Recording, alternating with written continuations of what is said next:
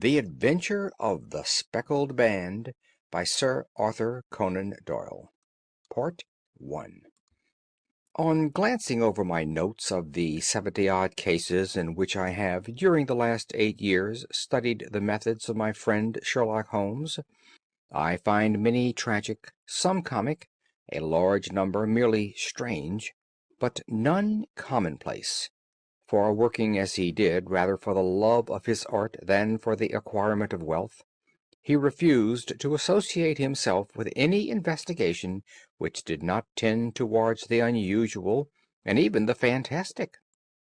Of all these varied cases, however, I cannot recall any which presented more singular features than that which was associated with the well-known Surrey family of the Roylotts of Stoke Moran. The events in question occurred in the early days of my association with Holmes, when we were sharing rooms as bachelors in Baker Street. It is possible that I might have placed them upon record before, but a promise of secrecy was made at the time, from which I have only been freed during the past month by the untimely death of the lady to whom the pledge was given. It is perhaps as well that the facts should now come to light, for I have reasons to know that there are widespread rumors as to the death of Dr. Grimesby Roylott, which tend to make the matter even more terrible than the truth. It was early in April in the year '83 that I woke one morning to find Sherlock Holmes standing, fully dressed, by the side of my bed. He was a late riser as a rule, and as the clock on the mantelpiece showed me that it was only a quarter past 7, I blinked up at him in some surprise, and perhaps just a little resentment, for I was myself regular in my habits. "Very sorry to knock you up, Watson," said he, "but it's the common lot this morning. Mrs. Hudson has been knocked up. She retorted upon me, and I on you." "What is it, then? A fire?" "No, a client. It seems that a young lady has arrived in a considerable state of excitement, who insists upon seeing me. She is waiting now in the sitting-room.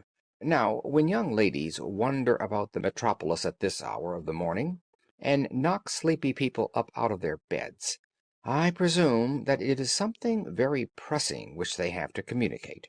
Should it prove to be an interesting case, you would, I am sure, wish to follow it from the outset. I thought at any rate that I should call you and give you the chance." "My dear fellow, I would not miss it for anything." I had no keener pleasure than in following Holmes in his professional investigations, and in admiring the rapid deductions, as swift as intuitions, and yet always founded on a logical basis, with which he unravelled the problems which were submitted to him. I rapidly threw on my clothes, and was ready in a few minutes to accompany my friend down to the sitting-room. A lady, dressed in black, heavily veiled, who had been sitting in the window, rose as we entered. "Good morning, ma'am," said Holmes cheerily. "My name is Sherlock Holmes. This is my intimate friend and associate, Dr. Watson, before whom you can speak as freely as before myself. Ha! I am glad to see that Mrs. Hudson has had the good sense to light the fire. Pray draw up to it, and I shall order you a cup of hot coffee, for I observe that you are shivering." "It is not cold which makes me shiver," said the woman in a low voice, changing her seat as requested. "What then?" "It is fear, Mr. Holmes. It is terror." She raised her veil as she spoke, and we could see that she was indeed in a pitiable state of agitation. Her face was all drawn and gray, with restless, frightened eyes, like those of some hunted animal. Her features and figure were those of a woman of 30, but her hair was shot with premature gray, and her expression was weary and haggard. Sherlock Holmes ran her over with one of his quick, all-comprehensive glances. "You must not fear," said he soothingly, bending forward and patting her forearm. "We shall soon set matters right. I have no doubt you have come in by train this morning, I see." "You know me, then?" "No, but I observed the second half of a return ticket in the palm of your left glove. You must have started early, and yet you had a good drive in a dog-cart along heavy roads before you reached the station." The lady gave a violent start, and stared in bewilderment at my companion. "There is no mystery, my dear madam," said he, smiling. "The left arm of your jacket is spattered with mud in no less than 7 places.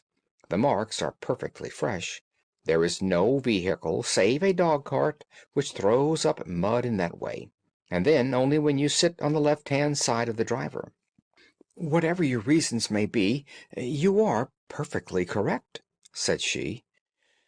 "I started from home before 6, reached Leatherhead at 20 past, and came in by the first train to Waterloo. Sir, I can stand the strain no longer. I shall go mad if it continues. I have no one to turn to, none save only one who cares for me, and he, poor fellow, can be of little aid. I have heard of you, Mr. Holmes. I have heard of you from Mrs. Faintosh, whom you helped in the hour of her sore need. It was from her that I had your address. Oh, sir, do you not think that you could help me too, and at least throw a little light through the dense darkness which surrounds me? At present it is out of my power to reward you for your services, but in a month or 6 weeks I shall be married, with the control of my own income, and then at least you shall not find me ungrateful." Holmes turned to his desk, and unlocking it, drew out a small case-book, which he consulted. "Faintosh," said he. "Ah, yes, I recall the case. It was concerned with an opal tiara. I think it was before your time, Watson. I can only say, madam, that I shall be happy to devote the same care to your case as I did to that of your friend. As to reward, my profession is its own reward, but you are at liberty to defray whatever expenses I may be put to at the time which suits you best. And now I beg you will lay before us everything that may help us in forming an opinion upon the matter." "Alas!" replied our visitor, "the very horror of my situation lies in the fact that my fears are so vague, and my suspicions depend so entirely upon small points, which might seem trivial to another, that even he, to whom of all others I have a right to look for help and advice, looks upon all that I tell him about it as the fancies of a nervous woman. He does not say so, but I can read it from his soothing answers and averted eyes. But I have heard, Mr. Holmes, that you can see deeply into the manifold wickedness of the human heart. You may advise me how to walk amid the dangers which encompass me." "I am all attention, madam." "My name is Helen Stoner, and I am living with my stepfather, who is the last survivor of one of the oldest Saxon families in England, the Roylotts of Stoke Moran, on the western border of Surrey." Holmes nodded his head. "The name is familiar to me," said he. "The family was at one time among the richest in England, and the estates extended over the borders into Berkshire in the north and Hampshire in the west. In the last century, however, 4 successive heirs were of a dissolute and wasteful disposition, and the family ruin was eventually completed by a gambler in the days of the Regency. Nothing was left save a few acres of ground, and the 200-year-old house, which is itself crushed under a heavy mortgage.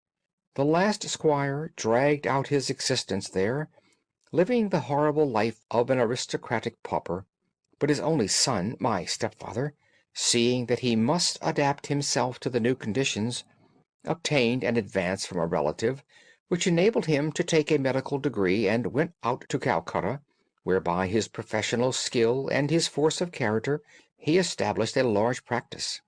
In a fit of anger, however, caused by some robberies which had been perpetrated in the house, he beat his native butler to death, and narrowly escaped a capital sentence. As it was, he suffered a long term of imprisonment, and afterwards returned to England a morose and disappointed man. When Dr. Roylott was in India, he married my mother, Mrs. Stoner, the young widow of Major General Stoner of the Bengal Artillery. My sister Julia and I were twins, and we were only 2 years old at the time of my mother's remarriage. She had a considerable sum of money, not less than £1,000 a year, and this she bequeathed to Dr. Roylott entirely, while we resided with him, with a provision that a certain annual sum should be allowed to each of us in the event of our marriage. Shortly after our return to England, my mother died.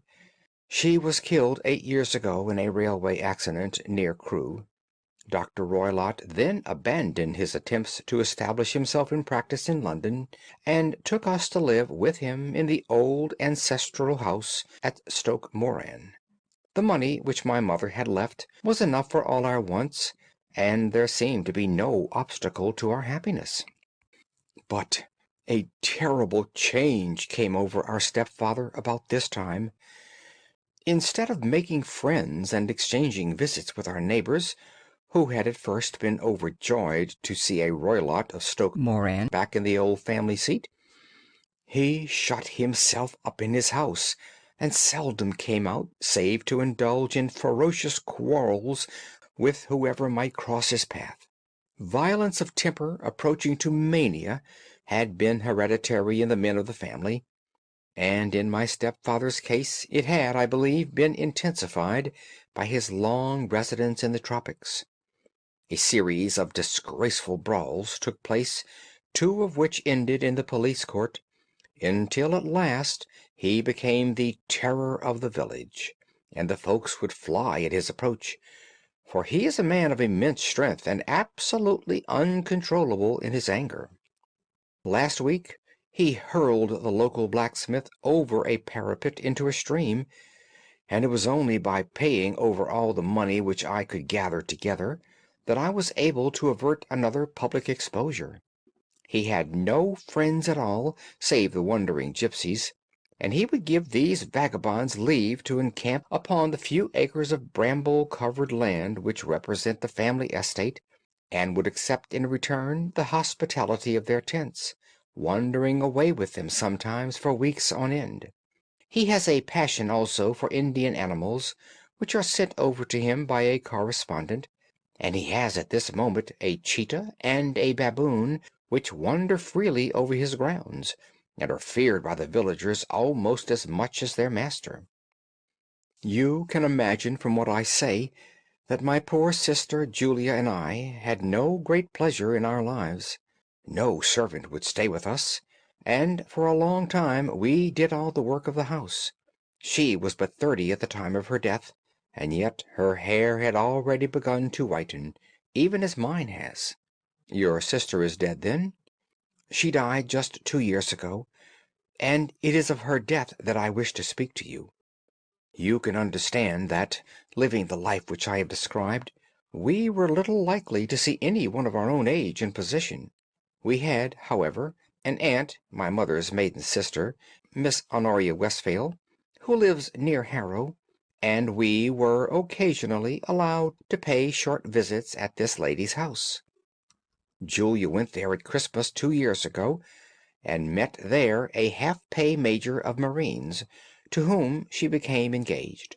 My stepfather learned of the engagement when my sister returned, and offered no objection to the marriage, but within a fortnight of the day which had been fixed for the wedding, the terrible event occurred which has deprived me of my only companion. Sherlock Holmes had been leaning back in his chair, with his eyes closed and his head sunk in a cushion, but he half opened his lids now, and glanced across at his visitor. "Pray be precise as to details," said he. "It is easy for me to be so, for every event of that dreadful time is seared into my memory. The manor house is, as I have already said, very old, and only one wing is now inhabited. The bedrooms in this wing are on the ground floor, the sitting rooms being in the central block of the buildings. Of these bedrooms the first is Dr. Roylott's, the second my sister's, and the third my own.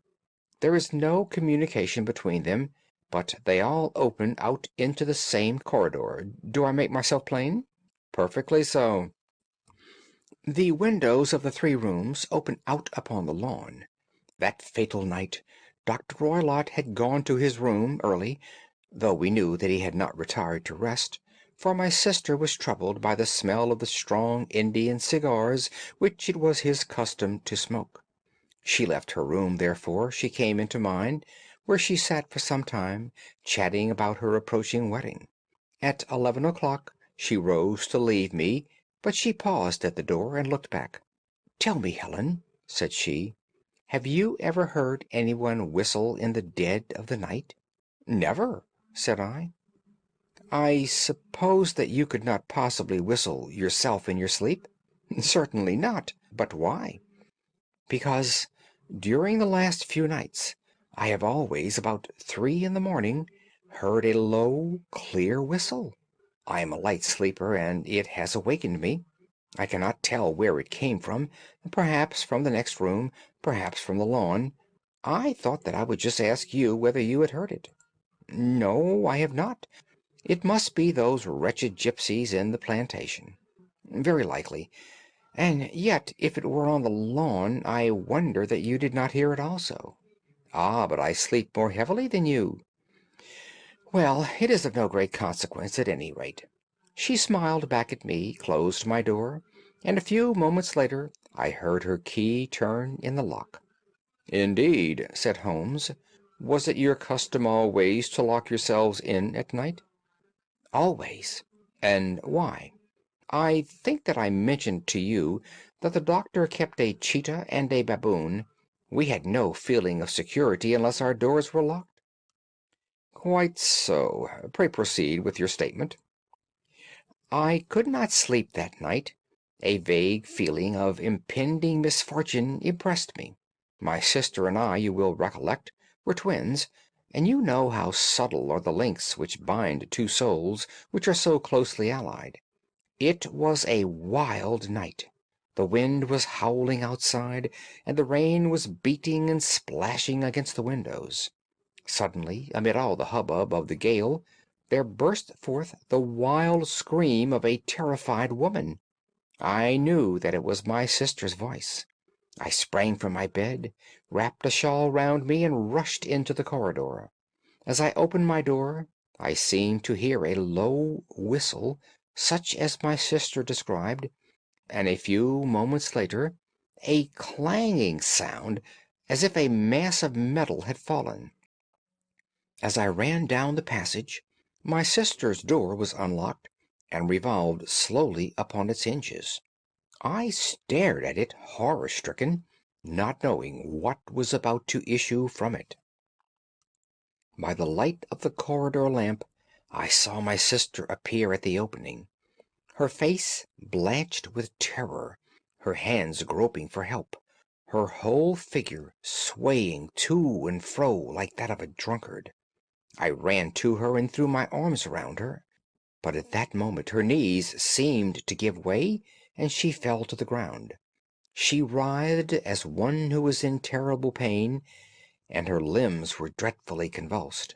At first I thought that she had not recognized me, but as I bent over her, she suddenly shrieked out in a voice which I shall never forget, "Oh, my God, Helen!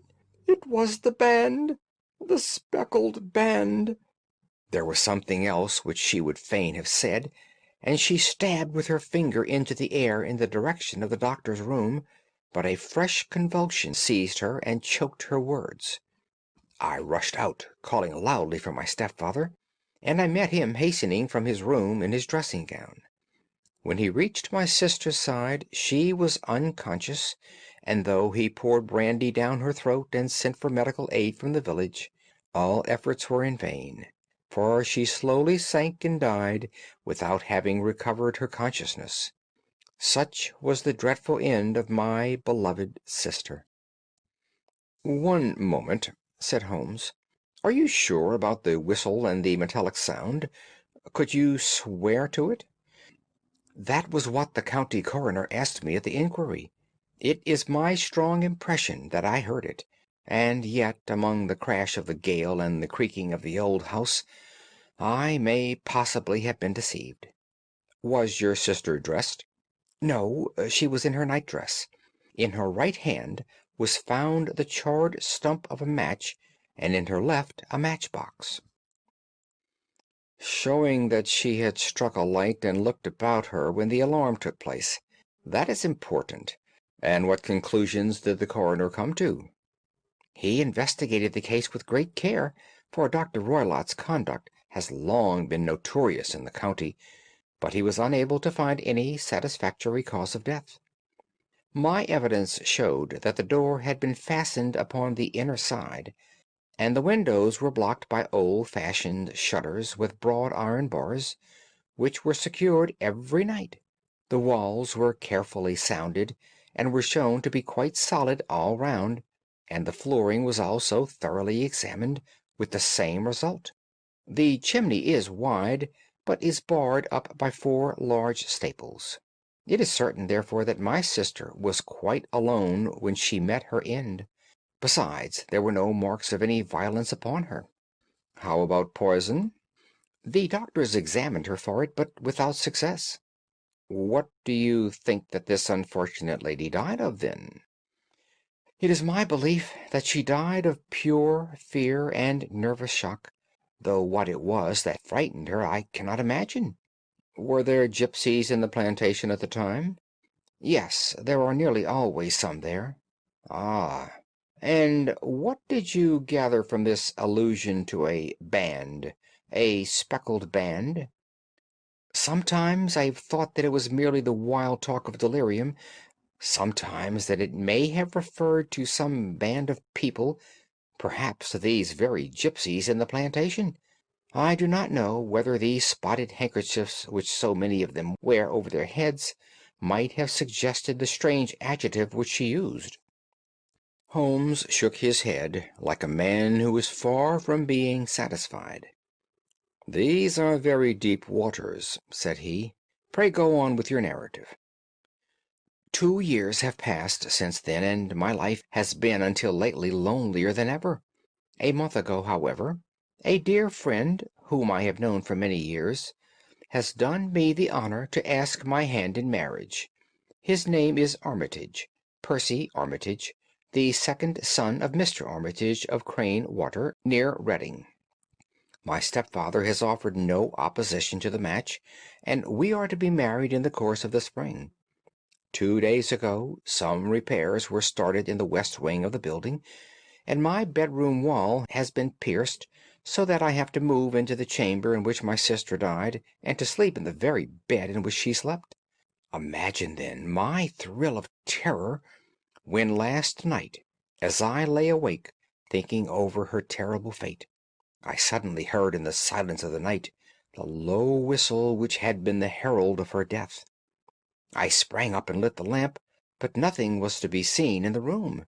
I was too shaken to go to bed again, however, so I dressed, and as soon as it was daylight I slipped down, got a dog-cart at the Crown Inn, which is opposite, and drove to Leatherhead, from whence I have come on this morning with this one object of seeing you and asking your advice. "You have done wisely," said my friend. "But have you told me all?" "Yes, all." "Miss Roylott, you have not. You are screening your stepfather." "Why, what do you mean?" For answer, Holmes pushed back the frill of black lace which fringed the hand that lay upon our visitor's knee. 5 little livid spots, the marks of 4 fingers and a thumb, were printed upon the white wrist. "You have been cruelly used," said Holmes. The lady colored deeply, and covered over her injured wrist. "He is a hard man," she said, "and perhaps he hardly knows his own strength." There was a long silence, during which Holmes leaned his chin upon his hands and stared into the crackling fire. "This is a very deep business," he said at last. "There are 1,000 details which I should desire to know before I decide upon our course of action. Yet we have not a moment to lose. If we were to come to Stoke Moran to-day, would it be possible for us to see over those rooms without the knowledge of your stepfather?" As it happens, he spoke of coming into town today, upon some most important business. It is probably that he will be away all day, and that there would be nothing to disturb you. We have a housekeeper now, but she is old and foolish, and I could easily get her out of the way." "Excellent. You are not adverse to this trip, Watson?" "By no means." "Then we shall both come. What are you going to do yourself?" "I have one or two things which I would wish to do now that I am in town, but I shall return by the 12 o'clock train, so as to be there in time for your coming. And you may expect us early in the afternoon. I have myself some small business matters to attend to. Will you not wait and breakfast?" "No, I must go. My heart is lightened already, since I have confided my trouble to you. I shall look forward to seeing you again this afternoon." She dropped her thick black veil over her face and glided from the room. "And what do you think of it all, Watson?" asked Sherlock Holmes, leaning back in his chair. "It seems to me to be a most dark and sinister business." "Dark and sinister enough. Yet, if the lady is correct in saying that the flooring and walls are sound, and that the door, window, and chimney are impassable, then her sister must have been undoubtedly alone when she met her mysterious end. What becomes, then, of these nocturnal whistles, and what of the very peculiar words of the dying woman? I cannot think. When you combine the ideas of whistles at night, the presence of a band of gipsies who are on intimate terms with this old doctor, the fact that we have every reason to believe that the doctor has an interest in preventing his stepdaughter's marriage, the dying allusion to a band, and finally the fact that Miss Helen Stone heard a metallic clang which might have been caused by one of those metal bars that secure the shutters falling back into its place, I think that there is good ground to think that the mystery may be cleared along those lines. But what then did the gipsies do? I cannot imagine." "I see many objections to any such theory." "And so do I. It is precisely for that reason that we are going to Stoke Moran this day. I want to see whether the objections are fatal, or if they may be explained away." "But what in the name of the devil—" The ejaculation had been drawn from my companion by the fact that our door had been suddenly dashed open, and that a huge man had framed himself in the aperture. His costume was a peculiar mixture of the professional and of the agricultural, having a black top hat, a long frock coat, and a pair of high gaiters, with a hunting crop swinging in his hand. So tall was he that his hat actually brushed the crossbar of the doorway, and his breadth seemed to span it across from side to side. A large face, seared with 1,000 wrinkles, burned yellow with the sun, and marked with every evil passion, was turned from one to the other of us, while his deep-set, bile-shot eyes, and his high, thin, fleshless nose, gave him somewhat the resemblance to a fierce old bird of prey. "Which of you is Holmes?" said this apparition. "My name, sir, but you have the advantage of me," said my companion quietly. "I am Dr. Grimsby Roylott of Stoke Moran." "Indeed, doctor," said Holmes blandly. "Pray take a seat." "I will do nothing of the kind. My stepdaughter has been here. I have traced her. What has she been saying to you?" "It is a little cold for the time of the year," said Holmes. "What has she been saying to you?" screamed the old man furiously. "But I have heard that the crocuses promise well," continued my companion imperturbably. "Ha! You put me off, do you?" said our new visitor, taking a step forward and shaking his hunting crop. "I know you, you scoundrel. I have heard of you before. You are Holmes, the meddler." My friend smiled. "Holmes, the busybody." His smile broadened. "Holmes, the Scotland Yard Jack-in-office." Holmes chuckled heartily. "Your conversation is most entertaining," said he. "When you go out, close the door, for there is a decided draught." "I will go out when I have had my say. Don't you dare to meddle with my affairs. I know that Miss Stoner has been here. I traced her. I am a dangerous man to fall foul of. See here." He stepped swiftly forward, seized the poker, and bent it into a curve with his huge brown hands. "See that you keep yourself out of my grip," he snarled, and hurling the twisted poker into the fireplace, he strode out of the room. "He seems a very amiable person," said Holmes, laughing. "I am not quite so bulky, but if he had remained, I might have shown him that my grip was not much more feeble than his own." As he spoke, he picked up the steel poker, and with a sudden effort straightened it out again. Fancy his having the insolence to confound me with the official detective force! This incident gives zest to our investigation, however, and I only trust that our little friend will not suffer from her imprudence in allowing this brute to trace her. And now, Watson, we shall order breakfast, and afterwards I shall walk down to Doctors' Commons, where I hope to get some data which might help us in this matter. Part 2. It was nearly 1 o'clock when Sherlock Holmes returned from his excursion. He held in his hand a sheet of blue paper, scrawled over with notes and figures. "I have seen the will of the deceased wife," said he. "To determine its exact meaning, I have been obliged to work out the present prices of the investments with which it is concerned. The total income, which at the time of the wife's death was little short of £1,100, is now, through the fall in agricultural prices, not more than 750. Each daughter can claim an income of £250 in case of marriage. It is evident, therefore, that if both girls had married, this beauty would have had a mere pittance, while even one of them would cripple him to a very serious extent. My morning's work has not been wasted, since it is proved that he has the very strongest motives for standing in the way of anything of the sort. And now, Watson, this is too serious for dawdling, especially as the old man is aware that we are interesting ourselves in his affairs. So if you are ready, we shall call a cab and drive to Waterloo. I should be very much obliged if you would slip your revolver into your pocket. And Ely's number 2 is an excellent argument with gentlemen who can twist steel pokers into knots. That and a toothbrush are, I think, all that we need." At Waterloo we were fortunate in catching a train for Leatherhead, where we hired a trap at the station inn, and drove for 4 or 5 miles through the lovely Surrey lanes.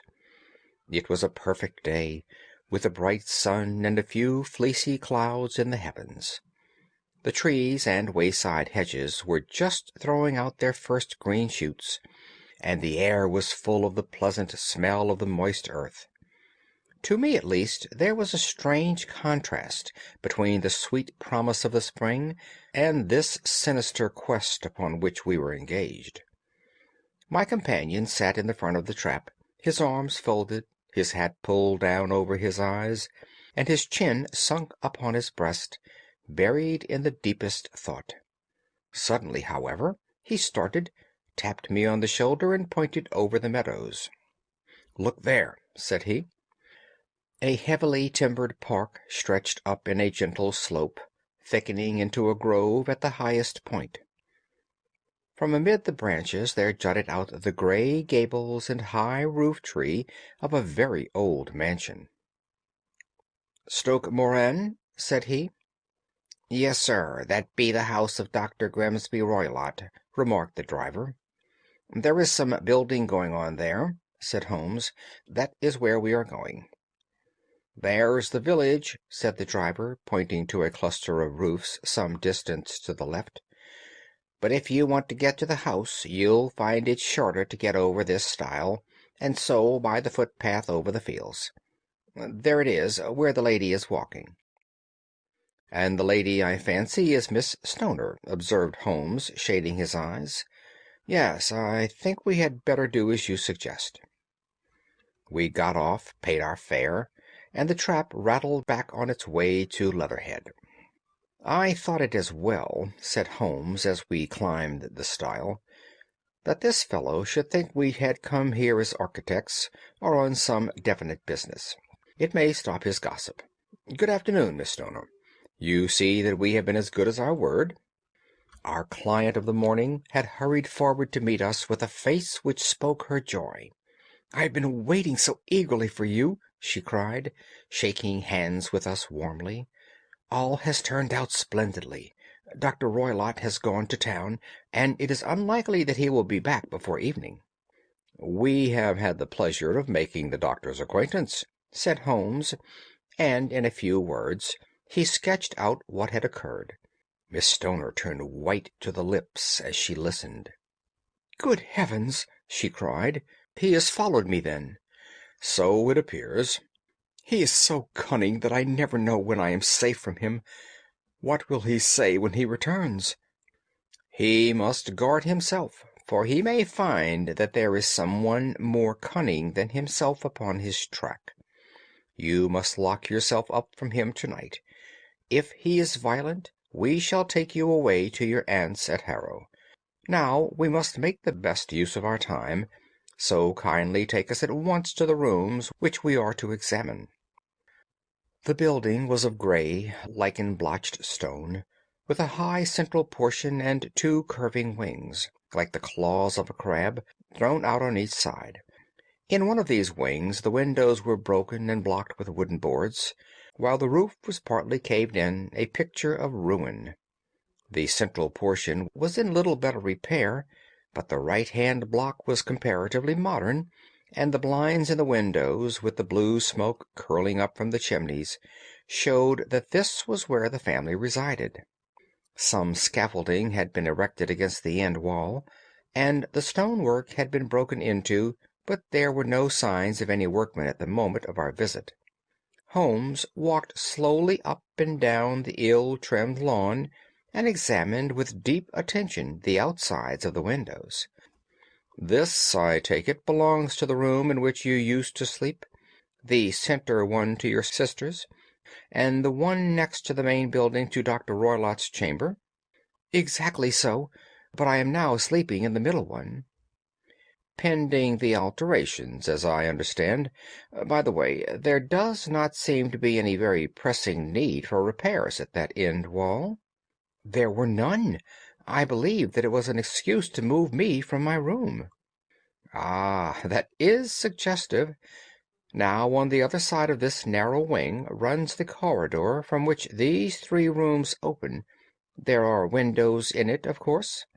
"Yes, but very small ones, too narrow for anyone to pass through." "As you both locked your doors at night, your rooms were unapproachable from that side. Now, would you have the kindness to go into your room and bar your shutters?" Miss Stoner did so, and Holmes, after a careful examination through the open window, endeavored in every way to force the shutter open, but without success. There was no slit through which a knife could be passed to raise the bar. Then with his lens he tested the hinges, but they were of solid iron, built firmly into the massive masonry. Said he, scratching his chin in some perplexity. "My theory certainly presents some difficulties. No one could pass these shutters if they were bolted. Well, we shall see if the inside throws any light upon the matter." A small side door led into the whitewashed corridor from which the three bedrooms opened. Holmes refused to examine the third chamber, so we passed at once to the second, that in which Miss Stoner was now sleeping, and in which her sister had met with her fate. It was a homely little room, with a low ceiling and a gaping fireplace, after the fashion of old country houses. A brown chest of drawers stood in one corner, a narrow white counterpaned bed in another, and a dressing-table on the left-hand side of the window. These articles, with two small wicker work-chairs, made up all the furniture in the room, save for a square of Wilton carpet in the center. The boards round and the paneling of the walls were of brown, worm-eaten wood, so old and discolored that it may have dated from the original building of the house. Holmes drew one of the chairs into a corner and sat silent, while his eyes traveled round and up and down, taking in every detail of the apartment. "Where does that bell communicate with?"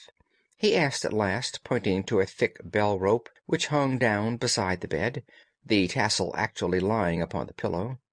"It goes to the housekeeper's room." "It looks newer than the other things?" "Yes, it was only put there a couple of years ago."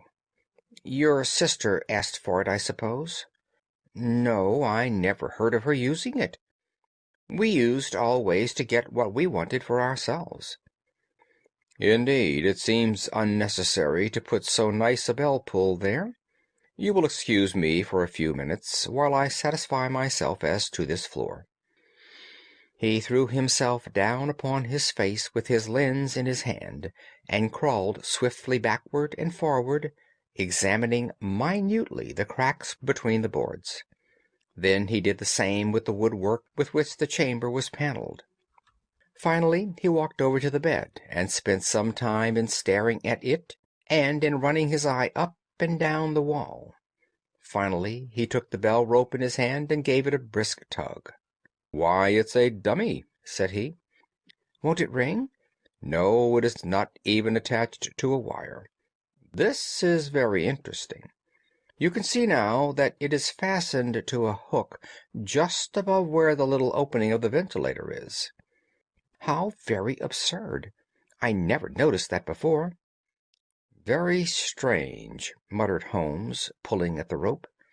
"There are one or two very singular points about this room. For example, what a fool a builder must be to open a ventilator into another room when, with the same trouble, he might have communicated with the outside air."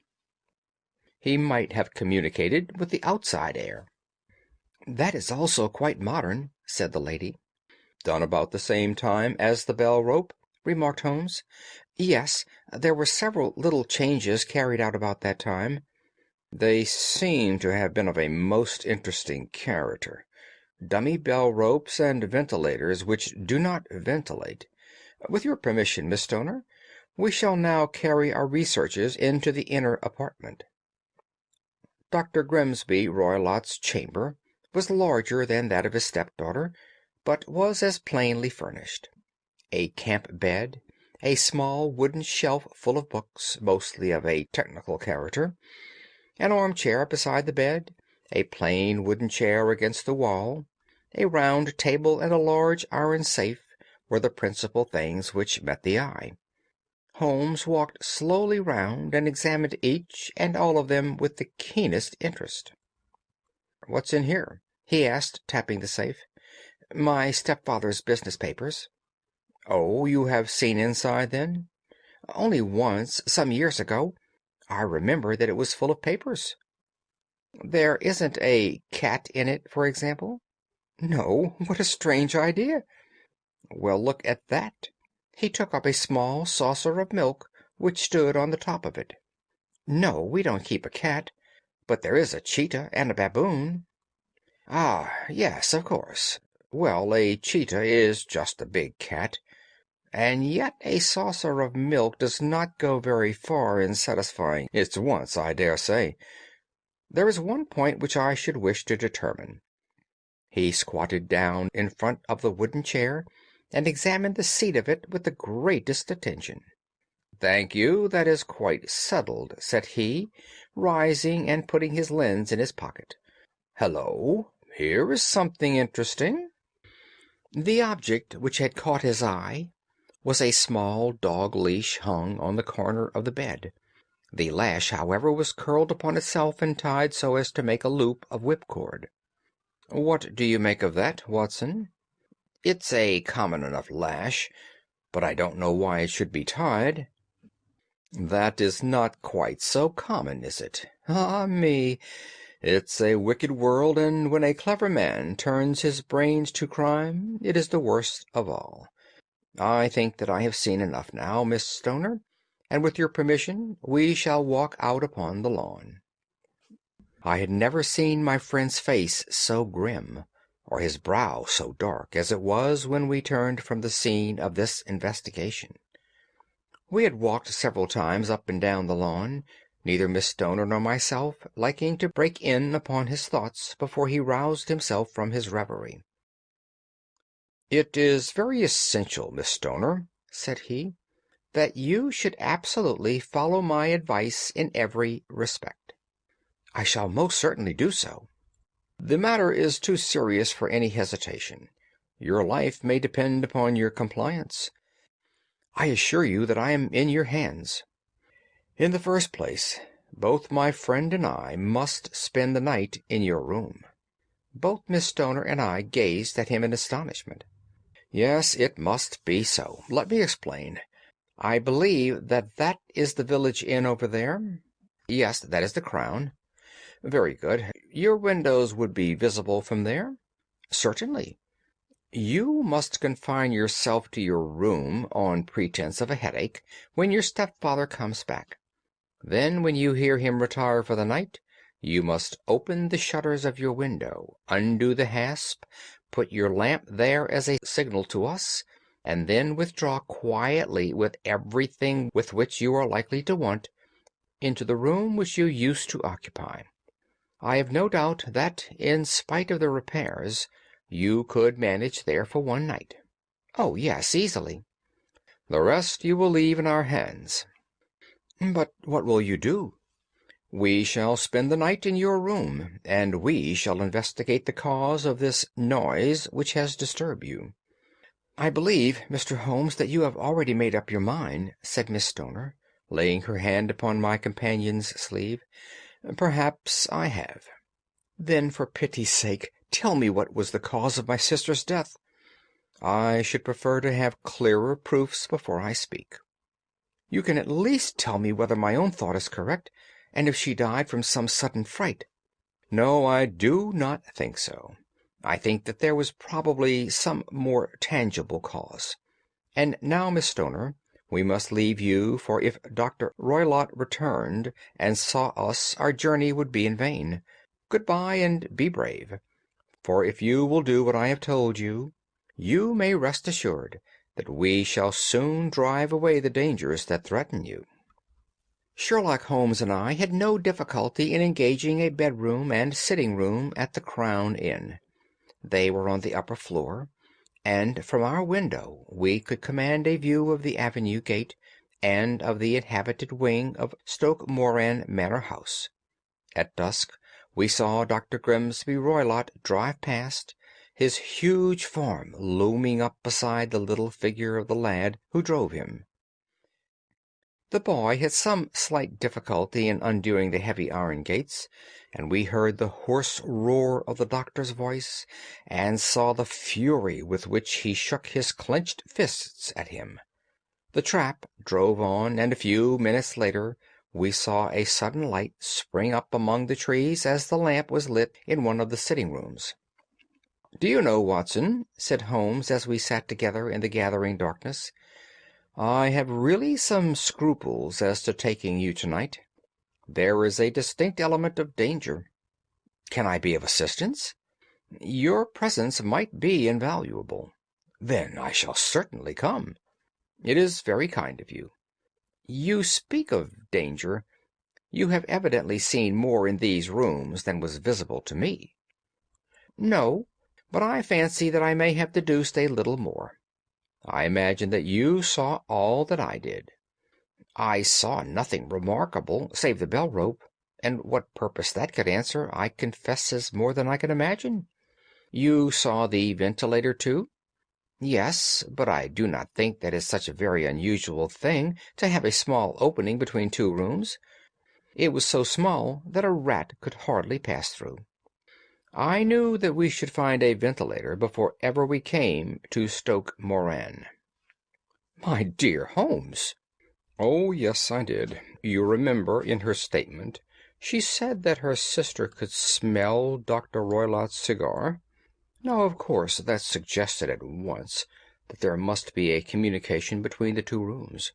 It could only be a small one, or it would have been remarked upon at the coroner's inquiry. I deduced a ventilator. But what harm can there be in that? Well, there is at least a curious coincidence of dates. A ventilator is made, a cord is hung, and the lady who sleeps in the bed dies. Does that not strike you? I cannot as yet see any connection. Did you observe anything very peculiar about that bed? No. It was clamped to the floor. Did you ever see a bed fastened like that before? I cannot say that I have. The lady could not move her bed. It must always be in the same relative position to the ventilator and to the rope, or so we may call it, since it was clearly never meant to be a bell-pull. Holmes, I cried, I seem to see dimly what you are hinting at. We are only just in time to prevent some subtle and horrible crime. Subtle enough and horrible enough. When a doctor does go wrong, he is the first of criminals. He has nerve and he has knowledge. Palmer and Pritchard were among the heads of their profession. This man strikes even deeper, but I think, Watson, that we shall be able to strike deeper still. But we shall have horrors enough before the night is over. For goodness' sake, let us have a quiet pipe and turn our minds for a few hours to something more cheerful. About 9 o'clock the light among the trees was extinguished, and all was dark in the direction of the manor-house. 2 hours passed slowly away, and then, suddenly, just at the stroke of 11, a single bright light shone out right in front of us. "That is our signal," said Holmes, springing to his feet. "It comes from the middle window." As we passed out, he exchanged a few words with the landlord, explaining that we were going on a late visit to an acquaintance, and that it was possible that we might spend the night there. A moment later we were out on the dark road, a chill wind blowing in our faces, and one yellow light twinkling in front of us through the gloom to guide us on our sombre errand. There was little difficulty in entering the grounds, for unrepaired breaches gaped in the old park wall. Making our way among the trees, we reached the lawn, crossed it, and were about to enter through the window, when out from a clump of laurel bushes there darted what seemed to be a hideous and distorted child, who threw itself upon the grass with writhing limbs, and then ran swiftly across the lawn into the darkness. "My God!" I whispered. "Did you see it?" Holmes was for the moment as startled as I. His hand closed like a vice upon my wrist in his agitation. Then he broke into a low laugh and put his lips to my ear. "It is a nice household," he murmured. "That is the baboon." I had forgotten the strange pets which the doctor affected. There was a cheetah, too. Perhaps we might find it upon our shoulders at any moment. I confess that I felt easier in my mind when, after following Holmes's example and slipping off my shoes, I found myself inside the bedroom. My companion noiselessly closed the shutters, moved the lamp onto the table, and cast his eyes round the room. All was as we had seen it in the daytime. Then, creeping up to me and making a trumpet of his hand, he whispered into my ear again so gently that it was all that I could do to distinguish the words. "The least sound would be fatal to our plans." I nodded to show that I had heard. "We must sit without light. He would see it through the ventilator." I nodded again. "Do not go asleep. Your very life may depend upon it. Have your pistol ready in case we should need it. I will sit on the side of the bed, and you in that chair." I took out my revolver and laid it on the corner of the table. Holmes had brought up a long, thin cane, and this he placed upon the bed beside him. By it he laid the box of matches and the stump of a candle. Then he turned down the lamp, and we were left in darkness. How shall I ever forget that dreadful vigil? I could not hear a sound, not even the drawing of a breath, and yet I knew that my companion sat open-eyed within a few feet of me in the same state of nervous tension in which I was myself. The shutters cut off the least ray of light, and we waited in absolute darkness. From outside came the occasional cry of a night bird, and once at our very window a long-drawn cat-like whine, which told us that the cheetah was indeed at liberty. Far away we could hear the deep tones of the parish clock, which boomed out every quarter of an hour. How long they seemed, those quarters! 12 struck, and 1, and 2, and 3, and still we sat waiting silently for whatever might befall. Suddenly there was the momentary gleam of a light up in the direction of the ventilator, which vanished immediately, but was succeeded by a strong smell of burning oil and heated metal. Someone in the next room had lit a dark lantern. I heard a gentle sound of movement, and then all was silent once more, though the smell grew stronger. For half an hour I sat with straining ears. Then suddenly another sound became audible, a very gentle, soothing sound like that of a small jet of steam escaping continually from a kettle. The instant that we heard it, Holmes sprang from the bed, struck a match, and lashed furiously with his cane at the bell-pull. "You see it, Watson?" he yelled. "You see it?" But I saw nothing. At the moment when Holmes struck the light, I heard a low, clear whistle, but the sudden glare flashing into my weary eyes made it impossible for me to tell what it was at which my friend lashed so savagely. I could, however, see that his face was deadly pale and filled with horror and loathing. He had ceased to strike, and was gazing up at the ventilator, when suddenly there broke from the silence of the night the most horrible cry to which I have ever listened. It swelled up louder and louder, a hoarse yell of pain and fear and anger, all mingled in one dreadful shriek. They say that away down in the village, and even in the distant parsonage, that cry raised the sleepers from their beds. It struck cold to our hearts, and I stood gazing at Holmes and he at me until the last echoes of it had died away into the silence from which it rose. "What can it mean?" I gasped. "It means that it is all over," Holmes answered, "and perhaps, after all, it is for the best. Take your pistol and we will enter Dr. Roylott's room." With a grave face he lit the lamp and led the way down the corridor.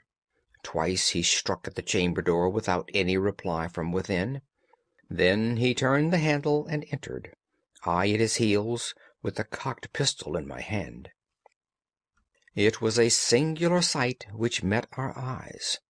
On the table stood a dark lantern with the shutter half open, throwing a brilliant beam of light upon the iron safe, the door of which was ajar.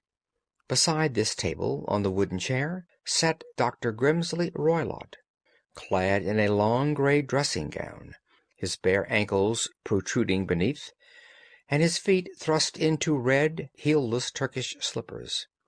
Across his lap lay the short stock with the long lash which we had noticed during the day. His chin was cocked upward, and his eyes were fixed in a dreadful, rigid stare at the corner of the ceiling. Round his brow he had a peculiar yellow band with brownish speckles, which seemed to be bound tightly round his head. As we entered, he made neither sound nor motion. "The band, the speckled band," whispered Holmes. I took a step forward.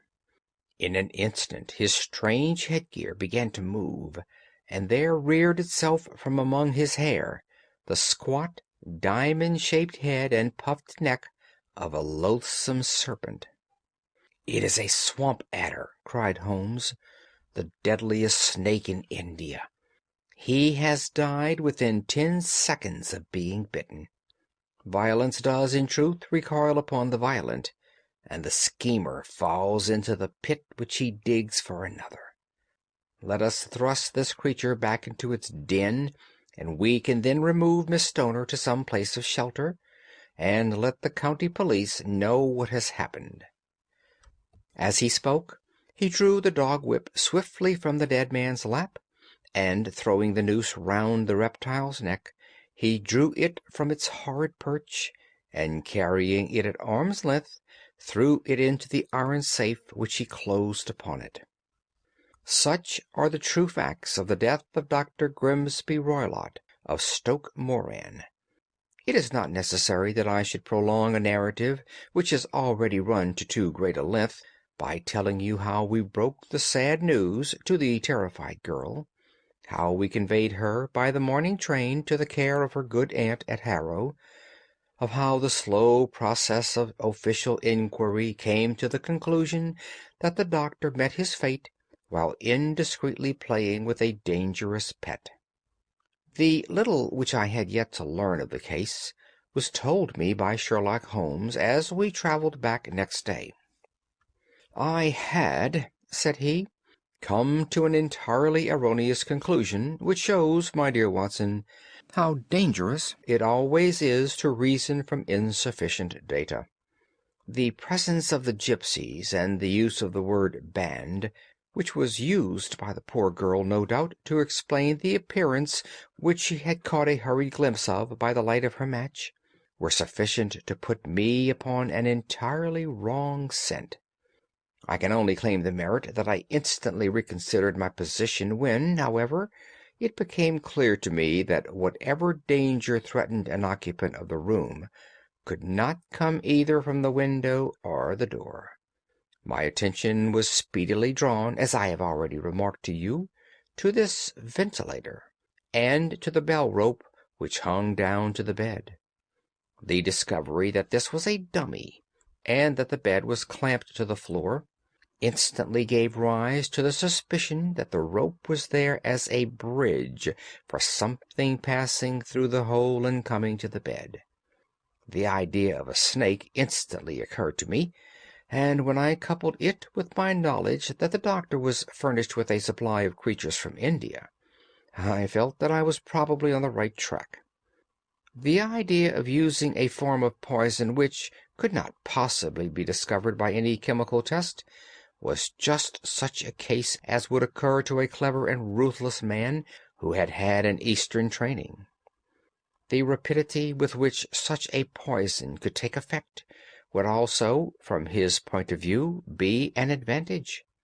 It would be a sharp-eyed coroner, indeed, who could distinguish the two little dark punctures which would show where the poison fangs had done their work.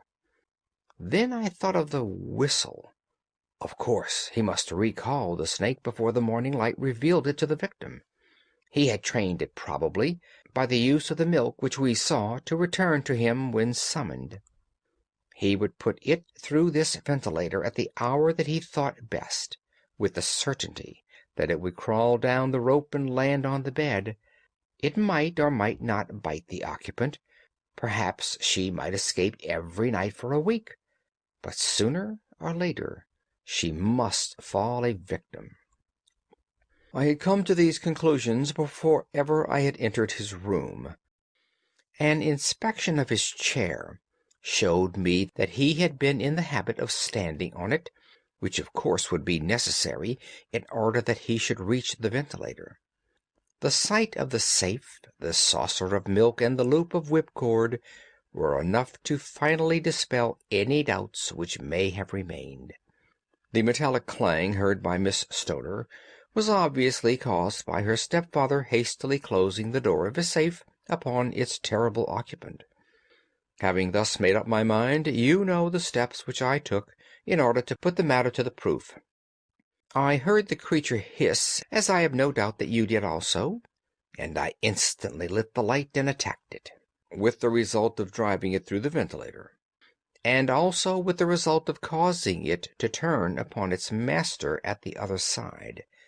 Some of the blows of my cane came home and roused its snakish temper, so that it flew upon the first person it saw. In this way I am no doubt indirectly responsible for Dr. Grimsby Roylott's death, and I cannot say that it is likely to weigh very heavily upon my conscience.